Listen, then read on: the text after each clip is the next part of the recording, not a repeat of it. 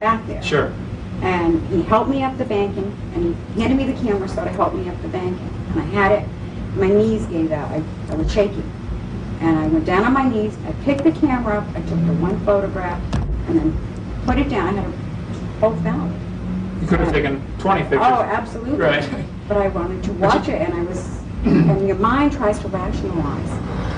And I'm trying to think, well, what is this? And there comes a point when you cannot rationalize, you just stand there and off. Yep. Well, great.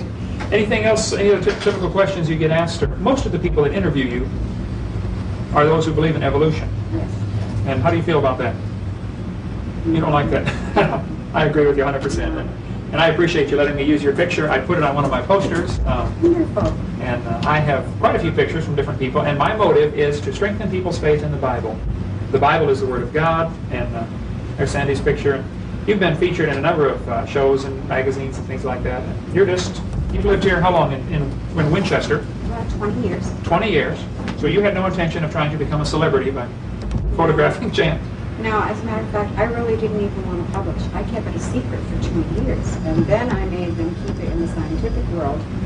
And I was forced by the media to publish because they were calling, well, if this exists, why haven't we seen it? And Sure, right.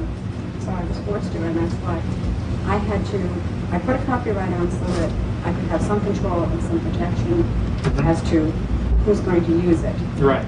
Smart. Good move. Now, people have asked me, they say, hey, if there's so many of these creatures, why don't we get more pictures? And I ask them the question, I'll say, have you ever seen a car wreck? And they say, well, sure. I'll say, give me a picture of one as it happens. You never see a picture of a car wreck as it happens, and yet thousands of car wrecks happen. So it's it's something it's fleeting, it lasts a few seconds, you don't think of taking a picture until it's too late. Well, maybe if you could keep me posted, send me information if you get any more people, because people probably come to you all the time, don't they, and say, hey, I saw it. Yes. I would like to keep a file of that. Just send me a list. Absolutely. A picture of Champ up here on the wall, and tell me about the old gentleman that came and looked at it. I was standing here at the counter, and an older gentleman came in, and he's staring at the picture, and he's staring, and he asked me what it was, and I told him it was Champ from Lake Champlain. And he went on to tell me that he had never told a soul this, and he was in his 80s. I think he said he was 89 or 87. And he told me about when he was a young man, and he went fishing with his grandfather up in Lake Champlain, up by the Bulwaga Bay, that area, up by Tide. He grew up on the lake. Yeah, he grew up on the lake. Okay. And he told me of a time that he and his grandfather were out fishing, and this monstrous big thing, he said, came out of the water. And his grandfather told him that it was Champ, and that he wasn't to tell anybody due to the fact that they would think that they were insane. And so all those years, he never told a soul about it. I was the first person he told, and he said to me, I was not insane, my grandfather was not insane. We saw a living, breathing dinosaur. Right. And I was like, hallelujah! Yeah. Yes! More and more testimony. Yes, absolutely. Now, other people have seen it, and they come to you and say, hey, Yes, and I appreciate that because it gives me vindication.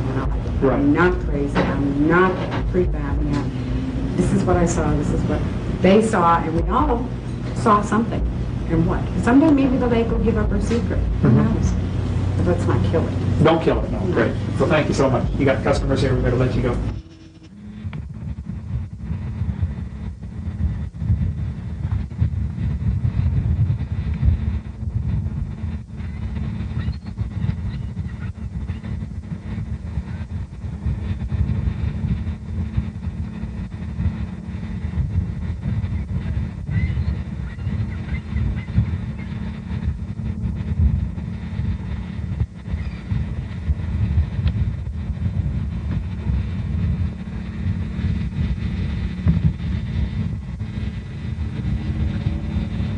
It's a shark! God darn, it's got white things on come out of the water. Dude, what the heck ever it is? Hey, there's right under. Oh, straight off. Right under, right there, Dad.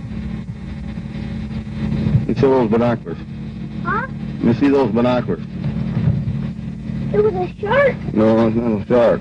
Something just come up there. I've seen it, Dad. It's gone. It went under. I think we just see Champ. What's Champ? Like Champlain monster. It's gone, Clayton. I know. I shouldn't have looked at it with the binoculars for long. I should have got the camera. Oh, it went under and swam away. It started way the heck out there. In that buoy, just past that buoy when that sailboat went by. I know. When I was looking at it with the binoculars, I thought it was just a log. It ran over, but it went right from that buoy all the way inland, went underneath right in there.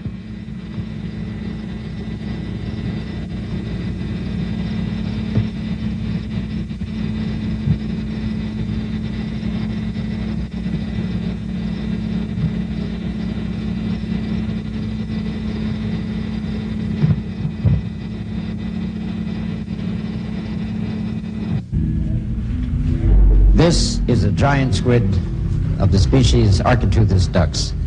It came ashore on November the 22nd, 1979 in St. Brendan's on Collier's Island in Bonavista Bay, Newfoundland. It's an immature female. It is a small female, but it is a giant squid. I believe the giant squid reach an approximate maximum size of something like 150 feet. If this is 20 feet long, well then it's almost 8 times longer than this in overall length. And that's a big squid. In 1976, just 30 miles off the Lizard in Cornwall, 2 fishermen, George Vinnican and John Cox, also met a monster. Well, it went steaming 30 miles off, 25 to 30 miles off. Saw what I thought was an upturned boat on the horizon. So we went over to investigate. When we got closer, we could see it wasn't an upturned boat. It was something that, well, neither of us have seen before. So it was dark in color, and had sort of humps on the back. I should say it was, well, between 15 and 18 feet in length, and rising above the sea about 3 feet. It was a flat, calm day. There was no disturbance on the sea at all. When we got up closer, went a little closer, I came astern, to our amazement, up out the water about 3 feet from this body, head appeared out the water. And it was a, well, thing I've never seen before after about 40 years of sea. And it gradually sank in the water and disappeared. But after talking about it, the only thing we could explain it was one of, very much like a prehistoric animal. Good morning and welcome to OV's Open Line program.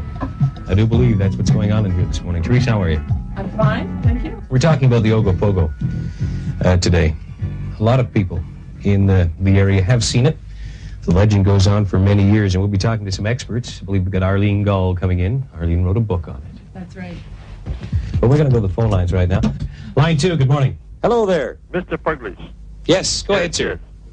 Yes. You want to know about Ogopogo? I certainly do. Yeah, okay. I had a taxi and I took a passenger to the hospital and then I was coming down Abbott Street. And I got far as about here. I looked at the lake. I was surprised, and I seen this thing come out of the water. Well, it's like a horse's head with the kind of horns on it. Well, he was huge, you know, standing up there. Oh my, just like a, you know, like a big serpent. Then another fellow come behind me and he says, "What are you looking at?" He says, "I see no Ogopogo over there." And he says, Where? Over there. I said, I had the door open in the car and stepped out just a little bit and we slipped back in the water, see? And he said, "Gee, look at the big waves there." And all we can see is big waves going down there to Fred's place where he had the boat rental. And they disappeared, see? And then I got all excited. I got in the car and I pulled to the willow end, and I told the people, I says, they were having breakfast, I just seen Ogopogo. And they says, what the heck you been drinking, eh? Line 4, go ahead, please. Hello, John. How are you? I'm not too bad. Good. Are you going to give me your name? No, I'm not. Okay. Tell me about I saw Ogopogo off of Clarson's about 4 years ago. Okay, you don't want to give your name on the air. No, I don't. You've told some people, obviously. Yes. Are you afraid that they might think you're a little bit of a... Well, I had some strange phone calls. And I get them every day. That's what they pay me for. Well, I don't get paid for them, so I don't really want any more, thank you. We were up on the beach having a picnic, and my daughter was on the swings when I saw this creature underneath the wharf there. And when I turned around and saw it and realized that it was the legendary Ogopogo, I just freaked out. I grabbed the baby and ran down to the beach, and I guess I yelled over and over, that's him. She was screaming like anything. She just couldn't believe it. Her face was red. And, was fishing or whatever it was doing, and it was there for quite some time. Then it straightened out and went along those poles. And as it traveled along, just the 3 humps were showing, and they were from one of those end of those poles to the other in the space the 3 humps were.